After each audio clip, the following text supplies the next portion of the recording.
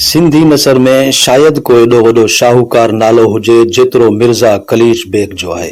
सिंधी अदब के हर मौजू ते मालदार ठाहण वारी उहा शख्सियत जंहिं नसर जी तरक्की जी ॾाकण जो कम ॾिनो सो मिर्ज़ा कलीच बेग हो। अंग्रेज़न जे दौर जी वॾी इल्मी शख्सियत मिर्ज़ा कलीच बेग हो, जंहिं सिंधी अदब के नसर जी सनफ़ में तख़लीक ऐं तर्जुमे खां अलावा नज़म जी सनफ़ में भी मालदार बणायो। अंग्रेज़न संदस इल्मी लियाकत जे एवज़ इल्म जो सिज करार ॾिनुसि ऐं हू सिंध जो पहिरियों शम्सुल उलमा बणियो। डॉक्टर अब्दुल जब्बार जोड़ेंजे जी तहक़ीक़ मूजिब मिर्ज़ा कलीच बेग जे आख़िरी ॾींहनि में संदस किताबनि जी हिकु लिस्ट हथ आई आहे, जंहिं में 50 किताब आयल आहिनि। मिर्ज़ा कलीच बेग जा वॾा जॉर्जिया जा हुआ, जेके टालपुरनि जे ज़माने में मीर करम अली ख़ान टालपुर जी हुकूमत में ईरान खां आया। मिर्ज़ा साहब जो ख़ानदान शुरू खां ई इल्मी हैसियत वारो रहियो आहे। मिर्ज़ा कलीच बेग 1853 ईस्वी में हैदराबाद जे इलाइक़े टंडे ठोड़ीअ में पैदा थियो।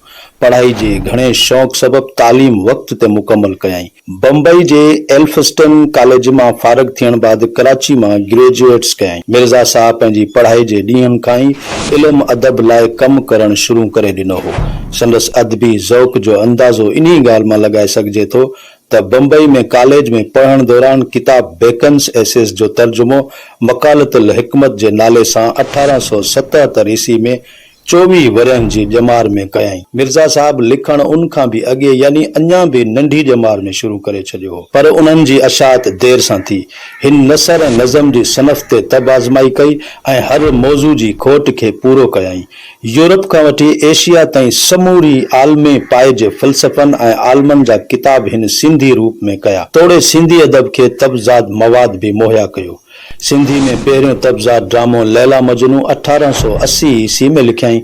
सिंधी में पहिरियों तबज़ाद नावल दिलाराम हिन 1888 ईस्वी में लिखियो। उन जी सुतती पोइ 1890 ईस्वी में ज़ीनत नावल लिखियाई, जंहिं पिण वॾी शोहरत माणी। हिन शाह लतीफ़ जे कलाम में आयल ॾुखियल लफ़्ज़नि जी माना ते ॿधल लुगात लतीफ़ी ठाही, जेका शाह जे हवाले सां पहिरीं लुगात आहे।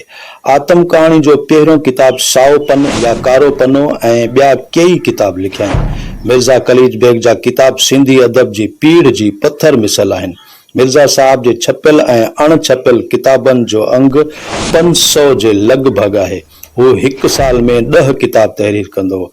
संदसि आख़िरी 5 सालनि में 50 किताब लिखियाई, जंहिं मां उन ॻाल्हि जो आसानी सां अंदाज़ो लॻाए सघिजे थो त मिर्ज़ा कलीच बेग जे बारे में इहा ॻाल्हि मशहूर आहे त हू जॾहिं हिकु मौज़ू ते लिखंदे लिखंदे थकिजी पवंदो हो, तॾहिं बोरियत ख़तमु करण लाइ ॿिए मौज़ू ते लिखणु शुरू थी वेंदो हो।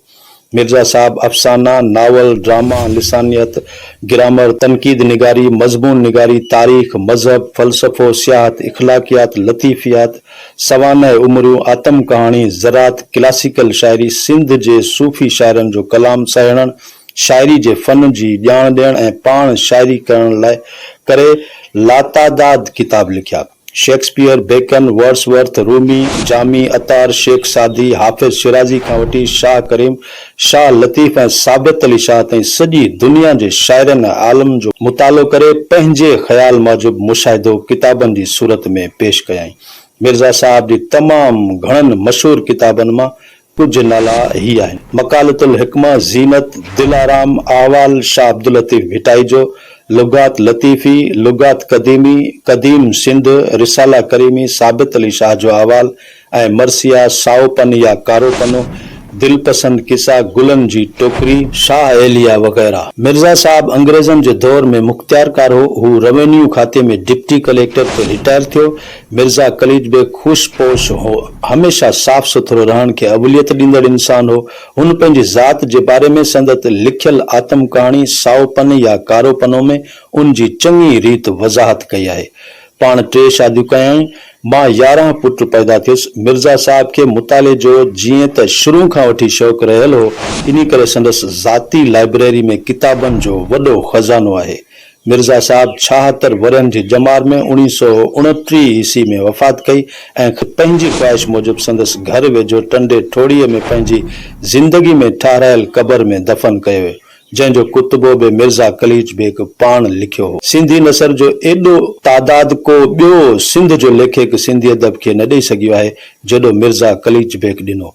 हिन जहिड़ी कदावर शख्सियत सिंध त छा सॼी दुनिया जे अदबी मैदान में कोन हूंदी, जंहिं ते सिंध जेॾो नाज़ करे घटि आहे।